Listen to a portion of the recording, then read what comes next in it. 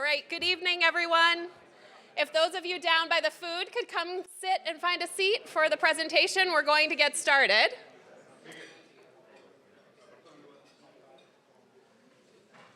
I'm Kathy Hawks, Associate Dean for External Relations and Global Programs. I am so happy to be here in person with all of you.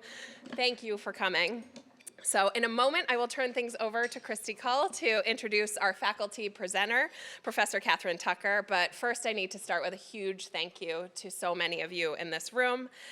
You are the dedicated, loyal supporters of the MIT Sloan Annual Fund and the Dean Circle, and this school would not be able to innovate and pilot things without you, whether it's piloting things in the classroom or allowing student groups through Action Learning to experience so much out in the world, or an investment from the Dean's Office in faculty research. It just wouldn't happen without you. Last year, we raised over $5 million, and 85% of that came from Dean Circle donors. So thank you so very much for your support. At this time, I would like to turn things over to Christy Cull to introduce our faculty speaker. All righty. Good evening, everyone, and thank you so much, Kathy. It's such a joy to be here this evening with all of you on campus today. And as Kathy mentioned, my name is Christy Cull, and I'm a Pandemba, which means which means that I'm a member of the class of 2022. And I'm delighted to have Professor Kathryn Tucker, Sloan Distinguished Professor of Management and Professor of Marketing, and the new faculty director of the Executive MBA program with us this evening to share some of the exciting work that she has been doing.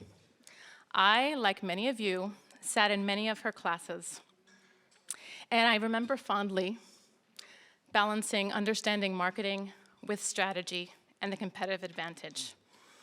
And many of you might remember the acronyms such as CAC, LTV, and trying to sort out personas and pricing. And Professor Tucker did all of this with poise and with wittiness and humor. So we thank you, Professor Tucker. Her research examines the consequences of digital data on electronic privacy, algorithmic bias, digital health, social media, and online advertising. Professor Tucker is a co-founder of the MIT Crypto Economics Lab, and also a co-organizer of the Economics of Artificial Intelligence Initiative, sponsored by the Alfred P. Sloan Foundation. Please join me in welcoming Professor Kathryn Tucker.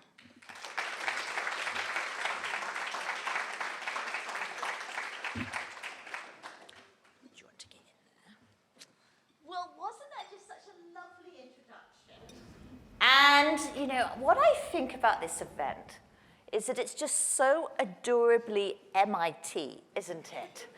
In that, you know, when we try and say, you know, my alma mater, which is Oxford University, when they try and say thank you to supporters of the university, what do they get? What do they give you?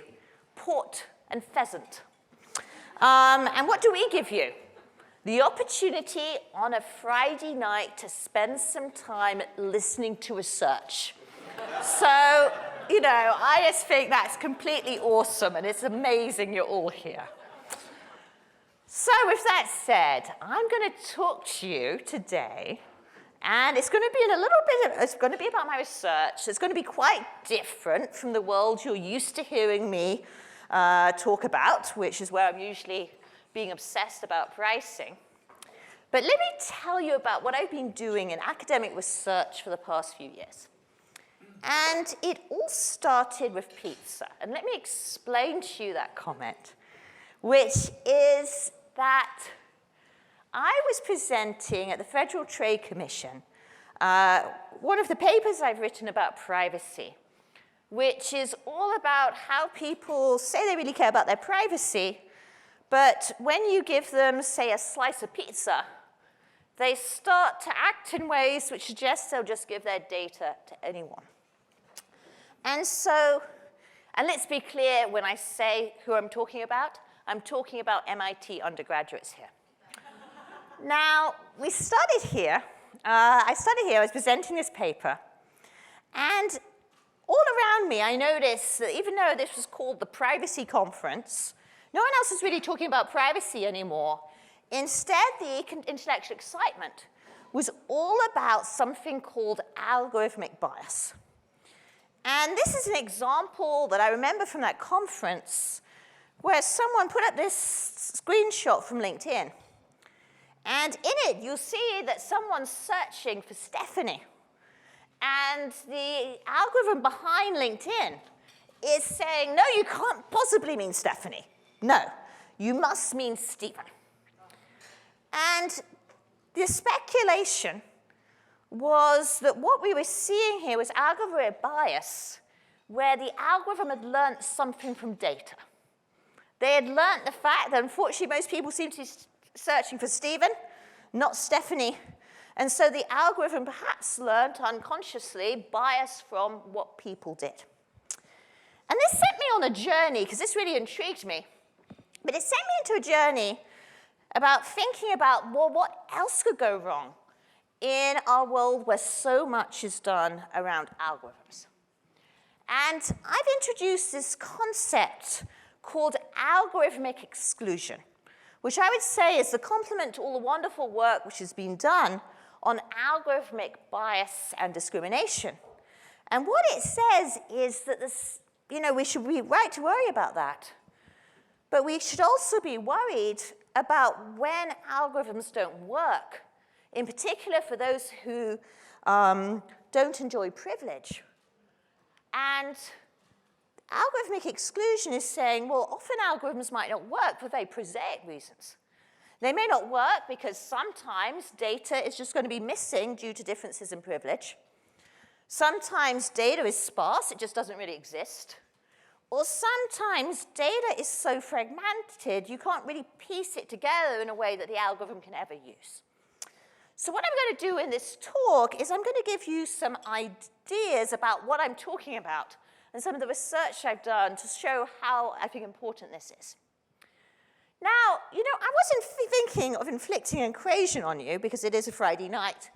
But for those of you who fondly remember the DMD days, what I'm going to be talking about is when regressions go wrong, not because you can't measure the beta or the coefficient very well, but because the X or all your data in the background is going to be messed up. So with that said, let us now talk about some of the sources of algorithmic exclusion. And I'll start with this motivating example, which actually comes from Boston. So a few years ago, Boston decided to launch an app. And it was a wonderful app. It sounded wonderful, at least, in that what you could do is you could download onto your phone an app which would measure what happened when you were driving. And the idea about it was that they were going to use your movements to identify potholes.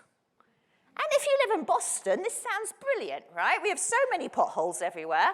Here's an app designed to actually figure out where they are and identify them. Now, what's the problem? Well, the problem is, think about it. Who's going to actually be downloading the app? Who is going to be using this app? Who's the kind of smartphone and the data plan, which means they can have it always running? What actually happened in the end was the app led to a lot more potholes being identified in Beacon Hill than anywhere else, right? And this is the problem of missing data, that basically, if you think about it, our ability, or just the extent to which we're generating data which is used by algorithms, is going to be reflective of our digital footprint, which is itself a matter of privilege. And so, a lot of you, right, spend a lot of time on computers, right? That's just your day job, right? We're spending all this time generating data because we're lucky enough to have white-collar jobs. We're lucky enough to have cell phones, smartphones, good data plans, which means we're constantly generating information. And what's more, we tend to have the houses, right, which are also generating lots of data because we get excited about the latest Internet of Things. So you think about it, all the things that reflect our privilege are also often allowing us to generate data, which means there's going to be disparity in the types of data and size of data accessible to these algorithms. And so what I'm going to be arguing is that in economics, we've worried for a long time about food deserts. And this reflects the unfortunate reality that the poorer the neighborhood, the less likely they are to have a good supermarket, a well-priced supermarket, and it's been a long-held policy concern that this happens. But I also want to introduce the idea that we should also be worried about data deserts. And in our increasingly data-driven world, we're going to be worrying, well, what happens about this consequence of places of instances where the rich are generating lots of data and the poor are not. Now, let me move you on to my next worry. So you thought that was nerdy, but then I got even nerdier. And then I started worrying too, because if you've ever worked in data science, you know that when you're sort of thinking about data, you very rarely just got one pure data source. Instead, a lot of the times, you're trying to match data sets. And when we think about the way that firms match data sets, what do they match them on when they're matching an individual? They might use your cell phone. They might use your email address. They might use your name. And I want you to be thinking right now how the accuracy of those is going to also be a function of your privilege, right? And so I want you to have that in the back of your mind. So I'm now going to go and show you some of the work I've actually been doing. And it won't surprise you here. For those of you who've heard me, I think, had me talk about segmentation, is that I decided to look at this in the world of something called data brokers. And data brokers are the entities in the economy which are basically hoovering up all the data about you. So they tend to be large credit bureaus, multi-billion-dollar firms, often with advertising, online advertising ambitions. And what they're doing is they're just hoovering up data, whether it be from your housing records, whether it be from your online behavior, whether it be from your spending behavior, and they're hoovering that up to come up with a profile of you. And so I'm going to be looking at these data brokers. And, I must admit, when I started off on this research, I got a bit dispirited because I started studying this market. And, I was asking myself, well, in this market, what kind of data advertisers buying from these data brokers? And it turned out that they were buying mainly age and gender data. And those of you who've heard my views about segmentation know I found that really annoying.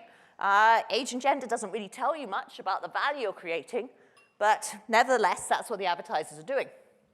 So I thought, gosh, well then what I want to do is I want to just see, well, age and gender, let's sort of measure how good a job they're doing on it, given that's their job.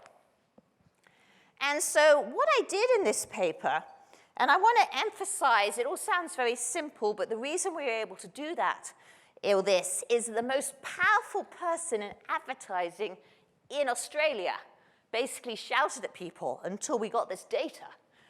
And what we did was we were able to get data from these data brokers.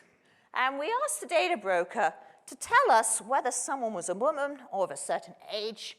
And then we're just going to go and see whether or not it's going to be correct. Now, let's think about how the data brokers get this data, though.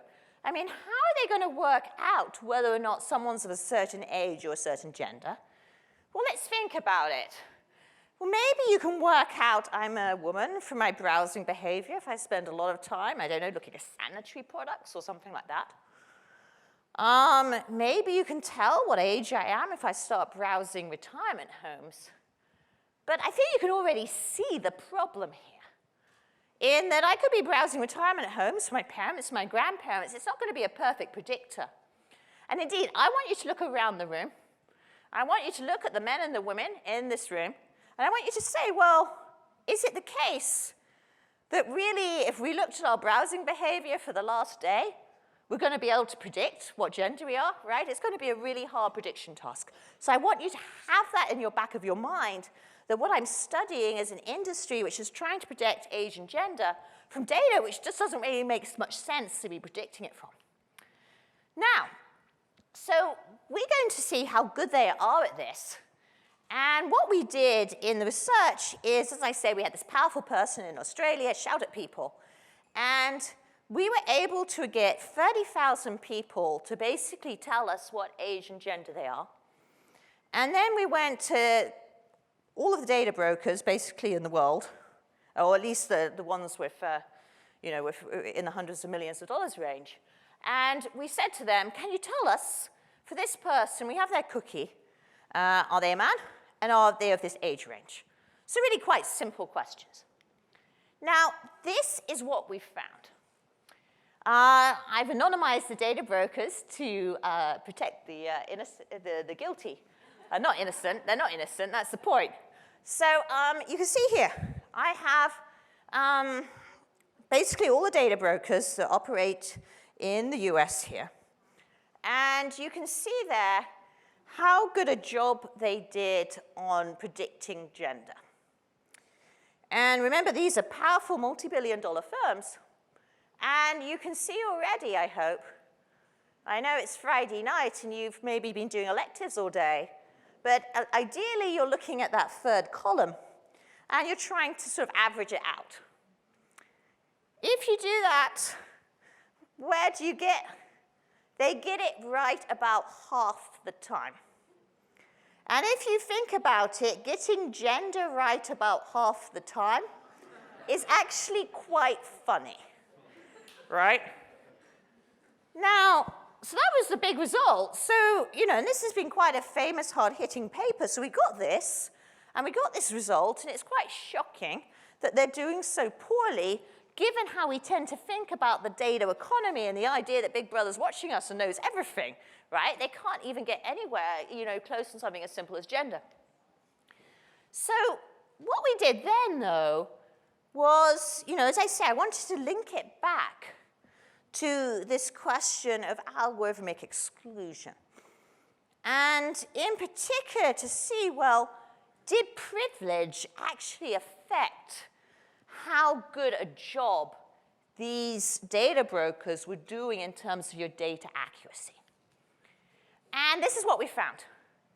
We actually found if you were rich, if you were more educated, if you owned a home in particular, then the brokers were far more likely to be able to predict your demographics.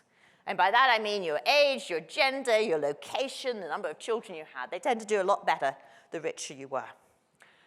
On the other hand, in particular, as I say, they were good on getting demographics right for the more privileged. And the way we came to understand why this was happening is as follows. These data brokers were basically trying to piece together lots of data about a cookie using an email address or a phone number. If you look around the room, right, how many times have you changed your cell phone number in the last 10 years, right? My guess is not many. In other words, we tend to have a very stable digital identity. Think about your email address, right? You've probably had an email address, you've been using it for a long time too. In addition, you probably in your house, you probably have a very fast internet service, which tends to be very stable and easy to identify and match to your house. In other words, all the things that make you privileged also makes it easier to collect data about you in this economy. Now, you might think, okay, so you've talked about income, you've talked about education, you talked about owning a home. What about other things we may be worrying about, such as race? Well, we actually got together after the first study with a group of researchers from Northeastern. And we did another study, and in this study what we did was we matched records of people where we knew their race, and we went to data brokers and said, do you have data on this person? And what you can see here is that there was actually still a huge disparity across races as well in the US. And what was interesting for me is obviously, you know, you can see, you know, that in the end there's a great deal of white privilege. Is in particular, it was going wrong for the Hispanic community. And when we drilled down on that, why was that? It was just because these algorithms couldn't cope with repeated names or two similar names. They just couldn't cope with it. And neither could they cope with like names which get misspelled or more difficult to match, right? All of these things led these data brokers to end up having just less good data on anyone who was less right, so who was not white. And so we found that, we found that quite, quite problematic when we saw it. Now, you might say, okay, Catherine, you seem to be getting rather upset about the fact that all this advertising data tends to seem to be only accurate for the, for people in privileged positions, and you seem to be getting upset that it depends on race. Why should we be upset that advertising data is inaccurate? And I can tell you that. Obviously, as a marketing professor, I like my advertising data to be accurate. But let's be clear, this data, these data brokers, they're the same ones that are using these data sets to do credit reporting, to do housing verification checks, to do employment checks, all of these things too. And so I'm going to argue the consequences of this, given who these data brokers are, is actually quite significant, right beyond advertising. And we were just lucky that because of the advertising market, we actually were able to do that and get an idea of an insight into what was driving some systematic inaccuracy. So let's sort of get to it, what I have to say. So, I pointed out in this research that ultimately, data is often sparse, it's often messy. If you've ever been a data scientist, you know you spend 90% of your time trying to get the data right, which is something we don't really talk about when we're worried about the effect of algorithms on society. My worry is that when you actually think it through, given that algorithms require good and clean data to work properly, we could actually end up in a situation where algorithms are working poorly for those who enjoy less economic privilege.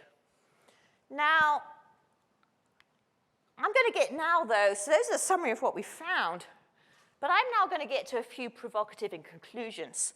After all, it's my job on a Friday night to sort of like get provocative. The first provocative conclusion is that I've devoted much of my academic career to privacy and the concern about how do we think about privacy in a digital age where we're really dealing with an abundance of data. But what worries me is that I've been focusing ultimately on perhaps what's a rich person's concern. Perhaps if we think about people who are lower income, maybe we should be worrying more about data inaccuracy or lack of data or the lack of ability of all these algorithms we use in society to make decisions, to make good decisions because of data inaccuracy. And so I'm just worried maybe we've got the privacy debate the wrong way around. Maybe we've just been focusing so long on something which is more a worry of the well-off and the privileged. My next provocative conclusion is this. In the US, in Europe, in Australia, anywhere you want, right, in China too, there's a lot of worries about what to do if you're a government about algorithms. How do you regulate them? There've been various ideas. Maybe we make those algorithmic code transparent. Maybe we have a team of auditors to sort of work out what's going into the Google algorithm when search results come up. If you think about it, though, just as focus on the algorithm, the code, it doesn't really give you any insight into the problem I've identified. So instead, my argument here is that really we need to move this debate away from the code and also to be thinking about the data and take the potential for data deserts as seriously as the way we do about food deserts. So with that, I will say thank you, and I think we have time for a few questions, though. Right, Michelle?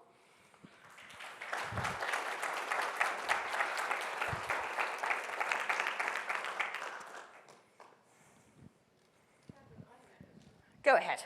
I recently moved from Minnesota to Connecticut. And while we were moving, we looked at many different neighborhoods, and when I typed the neighborhoods and the street that we were thinking of moving, I got a whole list of all the homeowners in that street, their occupation, age, and even their political affiliation. I mean, sometimes, do we even need to go through these data mining? Because there's so much information that can be gathered about the individual. I understand that, the foreign names and the gender and the age and all those kind of stuff, but what do you think about that one? So this is what I say. So first of all, you're exactly right. But I also think in some sense, why is that the data that's out there about those individuals reflects the fact they've got the economic privilege of owning homes, right? So even then, we sort of see a reflection of it. And then what I'm worrying about is that's the data that's been hoovered up by these data brokers and then repackaged and resold. And in some ways, these data brokers, I don't think they're so much in the business of data. Instead, they're in the business of prediction. And so if they're using that kind of data for prediction, think about all the people they're also excluding. Professor Tucker, hey, I wanted to do two things on your first point about the right to privacy being more a topic of concern for the wealthy. Actually, Warren and Brandeis wrote a law review article in 1890, believe it or not, where they first talked about the right to privacy in the face of what was then known as yellow journalism. They were immediately critiqued for picking a problem that only the wealthy, only the subject of that yellow journalism even care about. So A, you're in good company. B, you're picking up on a debate that they dropped 100 years ago, so good for you. I'd just love to hear more about that and what led you to that conclusion. Oh my gosh, definitely competing for my favorite student there for knowing that story. So this is absolutely unbelievable, right? The right of privacy comes from a privileged dinner party. And basically, there's this privileged reception which happened in a fancy house. And the people were so posh that someone took a photograph of them. And from that, we got the right to privacy. Now, so I love that allusion. So you're saying the historical origins have always been one of privilege. I would say, though, if you think about what's happened since then, it used to be the case, who had the money? If you think about worries about intrusion, with old analog technology, necessarily almost reflected economic privilege because you weren't going to spend a lot of money trying to collect data or take photos of someone unless they were rich. But then in the last 20 years, we've just seen this explosion in terms of the cost of data falling or the cost of data storage and digital technologies falling, in a way which means I would say I'd always thought that privacy was going to be a concern for everyone because it wasn't the case. It was just, it required a lot of cost to acquire data about people. And so that's where it was that this research was rather depressing. Does that make sense? So I love your origin story. I got excited, and now I'm worried again. But you can tell I spend a lot of time worrying, so that's okay. I have a quick question. Definitely not as intelligent as that question. I'm going to admit I play BuzzFeed. I do the quizzes. I sometimes upload my picture for avatars. And all kidding aside, I guess my concern, right, is one, yes, they have access to all my stuff, but with biometrics and everything else going on there, how much is going on with photos that you're uploading because you think you're playing a game or you want to know, what you're going to look like when you're 80, but then, I'm just curious from your perspective being, in the field. Okay, so I love this. So this is what I say is that, again, the way we've always traditionally conceptualized privacy doesn't even begin to understand photos. And so let's just talk about some of the things that photos illustrate about privacy. The first thing is, let's be clear. When we were young, which I know is just like 3 or 4 years ago for everyone, that we took a lot of photos, right? But there was no digital record of them. There was no digital persistence. And one of the things I've shown in my research is actually your privacy preferences shift over time. What you think of as private when you're 18 is going to be very different from what you think of when you're 35. So the first thing which is problematic about a photo is now in the digital age, they will persist forever. The other thing I think which is problematic about a photo is it's such a rich form of data, we almost don't know what it's going to be able to predict, right? You know, you're uploading that photo of you for the avatar, but there might be stuff in the background which in 20 years people might be able to use to predict something about your health, your likelihood for having, some horrible disease, which we just don't understand at this point. So I think, what you're saying is you're describing all the challenges that we have about thinking about privacy right now, and that the data is expanding, and we don't know how it's going to be used in the future. But it was a wonderful question. Go ahead. Oh, go ahead. Amazing talk, Professor. Thank you so much. It's such a relevant problem. You talked about data brokers and how we are gathering data from the data brokers. Do you have any concern with having peer-to-peer systems that are actually amassing a lot of data, but the data is not centrally stored somewhere? We are losing all of the data, like, for instance, WhatsApp. All of the communication and data and photos and images are stored in the peer-to-peer systems. Where does that come in, and how do we make sure that we are not missing the data? That's one of the questions. The second one is, there are also non-traditional data brokers like payment systems, for instance, like Google Pay, which is consolidating all of the data. But they are not traditional data brokers. So are we missing that data as well? All right, so I'm gonna take your questions as an opportunity to rant about two things. The first is things sort of about, I'm always gonna take your first point as a Web3 point, if you forgive me, right? That if you think about what we're all optimistic about at the moment, is that we're gonna move into this decentralized future of platforms where we no longer have firms like Google or Facebook, controlling data. Now, the problem is, if you think about all those decentralized futures, they're very attractive to the same kind of people who are thinking hard and worry a lot about privacy. A lot of the solutions are even worse, I would argue.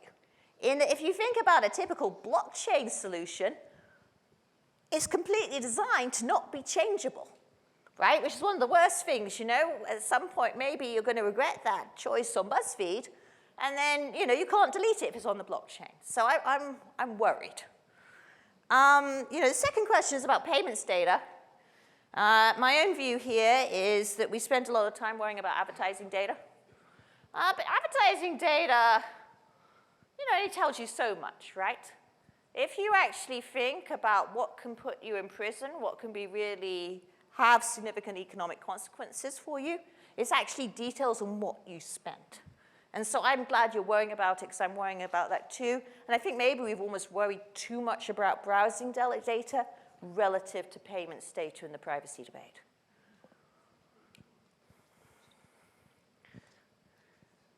Thank you, Professor Tucker. I think maybe I just have I hope it's just a simple clarification question. When you mention auditing and policy, are you mentioning that at an industry level or at a government level? And depending on your answer to that, what would be the incentives that would drive whichever entity to take the next step and pursue that?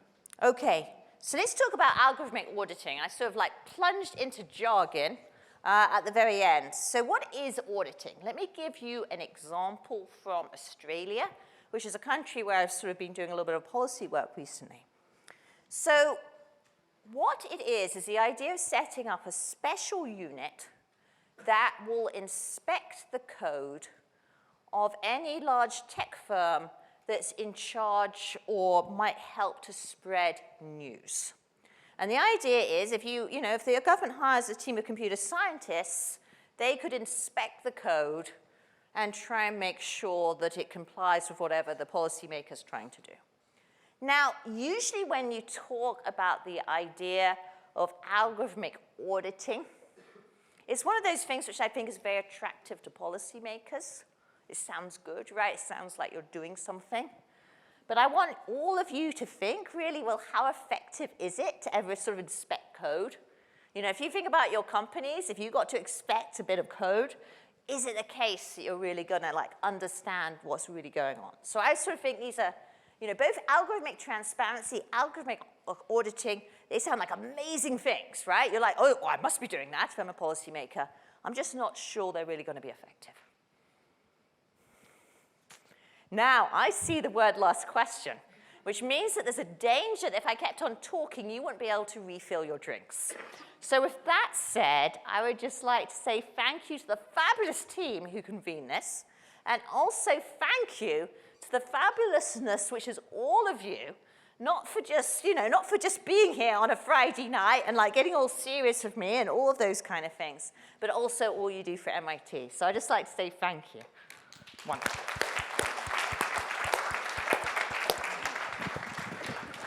And really, it's a thanks to you, Catherine, on a Friday night, bringing all of us together. So thank you all for being here and for being loyal supporters of the school. And on Catherine's point, a Friday night at MIT, we have 2 things for homework. If you learned something today, please tell someone, a colleague, a friend, your kids, about it, and spread the good word of the amazing work of our faculty at MIT.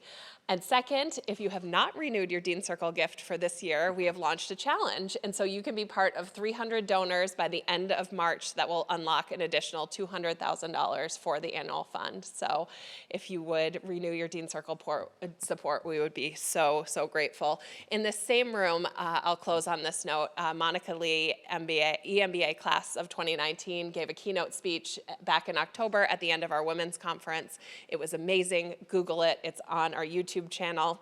And she talked about the MIT Sloan Network as a living thing. So the energy that night, the energy tonight, being together across these 4 days, thank you for keeping that energy of this network alive. Have a great evening.